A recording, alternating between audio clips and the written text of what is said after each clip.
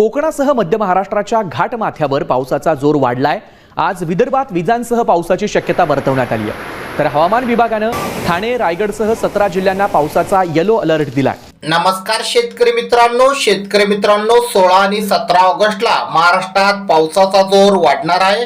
हवामान विभागाने राज्यातील तब्बल 17 जिल्ह्यांना येलो अलर्ट दिला आहे।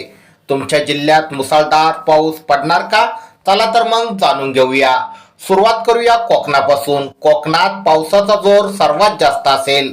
रत्नागिरी जिल्ह्यात काही ठिकाणी अतिमुसळधार पावसाचा इशारा देण्यात आला आहे। तर रायगड आणि सिंधुदुर्ग या जिल्ह्यांमध्ये मुसळधार सरी कोसळतील। दुसरीकडे मुंबई, ठाणे आणि पालघर परिसरात या 2 दिवसात मुसळधार पाऊस नसला तरी हलक्या ते मध्यम स्वरूपाच्या पावसाच्या सरी नक्कीच येतील आणि अधूनमधून वेगाने वारे वाहतील। आता वळूया पश्चिम महाराष्ट्राकडे। पुणे आणि सातारा या जिल्ह्याच्या केवळ मैदानी भागात नाही तर घाटमाथा परिसरात अत्यंत मुसळधार पावसाचा अंदाज आहे। कोल्हापुरातही पाऊस चांगला सक्रिय राहील। त्यानंतर बघूया विदर्भामध्ये।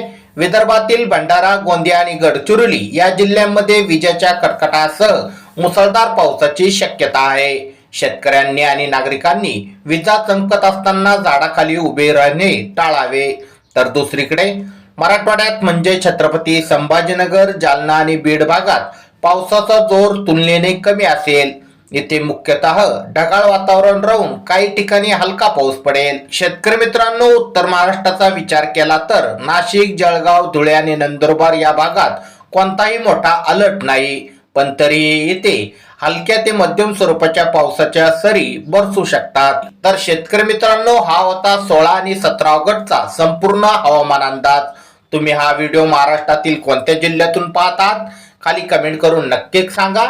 अशाच प्रकारचे दररोजचे हवामान अंदाज तुमच्या मोबाईलवर बघण्यासाठी आत्ताच आपले चॅनल सबस्क्राईब करा। धन्यवाद।